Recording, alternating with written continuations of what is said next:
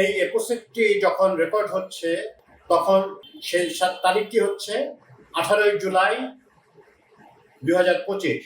এক বছর আগে এই দিন একটি মর্মন্তুদ দিন ছিল। বলা হয়ে থাকে বিভিন্ন সার্ভে অনুসারে যে 31 জন নিহত হয়েছিলেন। As many as 31 people were killed.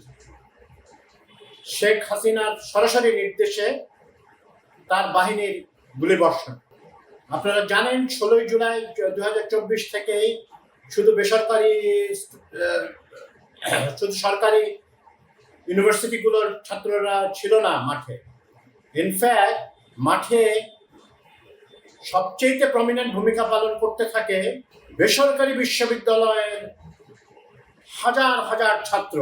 BRAC university, north south university, east West university, মানে যতগুলো ইউনিভার্সিটি ছিল আছে আমাদের প্রাইভেট বিশ্ববিদ্যালয়, তারা ঝাঁকে ঝাঁকে নেমে এসেছিলেন তাদের পাবলিক বিশ্ববিদ্যালয়ের ভাইদের সাথে।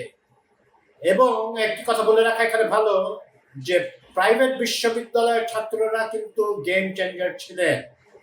ওনাদের নেমে আসতে দেখে ওনাদের বাবা মাও নেমে আসেন এবং মধ্যবিত্ত এবং উচ্চ মধ্যবিত্ত শ্রেণী রাস্তায় নেমে বিপ্লব করতে থাকে। মানে বিপ্লবের সাথে, বিপ্লব বলেন, গণ অভ্যুত্থান বলেন, যাই বলেন, এই যাকে মনসুন রেভলিউশন বলা হয়, 36 জুলাই আন্দোলন বলা হয়, জুলাই 36 মুভমেন্ট বলা হয়, সেই মুভমেন্টে অংশ নিতে থাকেন। সামরিক বাহিনীর অবসরপ্রাপ্ত কর্মকর্তা তাদের স্ত্রীরা শুরু করে দেন যে আমাদের ছেলে মেয়েদের এই নির্মম হত্যাযজ্ঞ আর চালতে যাবে না। And Hasina's fate was sealed. উনি বুঝতেই পারেন নাই যে কখন তার পায়ের তলার থেকে মাটি সরে যাচ্ছে। ক্ষমতায় উন্মত্ত মানুষদের এরকম হয়ে থাকে। একটু দুঃখের সাথেই বলতে হয়, প্রাইভেট ইউনিভার্সিটির ছাত্রদের এই অবদানকে, এই মহান অবদানকে পুরোপুরি আমরা স্বীকৃতি দিতে ব্যর্থ হয়েছি। মানে যাদের স্বীকৃতি দেওয়ার কথা, স্বীকৃতি দিতে এগিয়ে আসার কথা, ওনারা ব্যর্থ হয়েছে। প্রাইভেট ইউনিভার্সিটির ছাত্ররা না নামলে আন্দোলনটি সফল হতো কিনা ঘোরতর সন্দেহ আছে। এবং আমাদের, মাইসেলফ ইনক্লুডেড, আমাদের অনেকেরই ধারণা ছিল যে প্রাইভেট ইউনিভার্সিটির ছাত্ররা আসলে রাজনীতি বোঝে না, তারা থেকে ব্যঙ্গ বিদ্রুপ করে ফার্মের মুরগি ইত্যাদি সম্বোধনে আখ্যায়িত করা হতো। তারা ভুল প্রমাণ করলেন।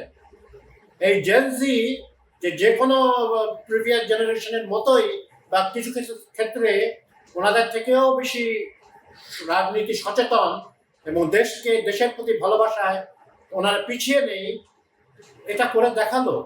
অকাতরে জীবন দিয়ে তারা দেখিয়েছে। গুলির মুখে পিছু হটেননি তারা।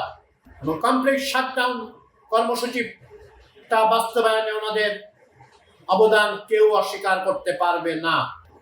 ওনারা বুঝিয়ে দিয়েছেন যে ওনারা ফার্মের মুরগি বলে পরিহাস করা হয়, আসলে যারা পরিহাস করেন তারাই পরিহাসের যোগ্য। তার আমি একজন এবং মেয়েরা যেভাবে নেমে আসলো, এই একজন আন্দোলনে অংশগ্রহণকারী একটা মেয়ে আমাকে বলছিল যে উনি কোনোদিন এভাবে রাস্তায় ওনার নামেননি। বাবা মার বাধা উপেক্ষা করে ওনারা নেমে এসেছেন। বাবা মা যখন বুঝতে পারছেন, কিছু কিছু ক্ষেত্রে এমনও হয়েছে বাবা মা বুঝতে পারছেন যে ওনাদেরকে আটকে রাখা যাবে না, তখন ওনারা কি করলেন? ওনারাও তাদের সন্তানদের সাথে নেমে আসেন। ইতিহাসে এরকম হয়েছে, হলেও খুব কমই হয়েছে। বাংলাদেশের তো আমার রেয়ার, হয়নি এবার বলবো না, কিন্তু খুবই বিরল ঘটনা। আমরা শ্রদ্ধার সাথে স্মরণ করছি সেই প্রাইভেট বিশ্ববিদ্যালয়ের ছাত্রদেরকে এবং অন্যান্য ছাত্রদেরকে, জনতার বিভিন্ন অংশকে।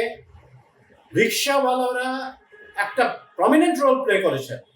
তারা আহত ছাত্রদেরকে জীবনের সম্পূর্ণ ঝুঁকি নিয়ে পৌঁছে দিয়েছেন হাসপাতালগুলোতে। আমরা যেন তাদের ভুলে না যাই। ভুলে যাওয়ার কিছু লক্ষণ দেখা যাচ্ছে, কিন্তু ভোলা যাবে না। আমাদেরকে বারবার আমরা স্মরণ করিয়ে দেব, মনে রাখতে হবে হাসিনার শাহিদ পতন কেউ এত সহজে হয়ে যাবে, মানে সহজে হয়নি, এত দ্রুত হয়ে যাবে সেটা ভাবেননি, করে দেখিয়েছে।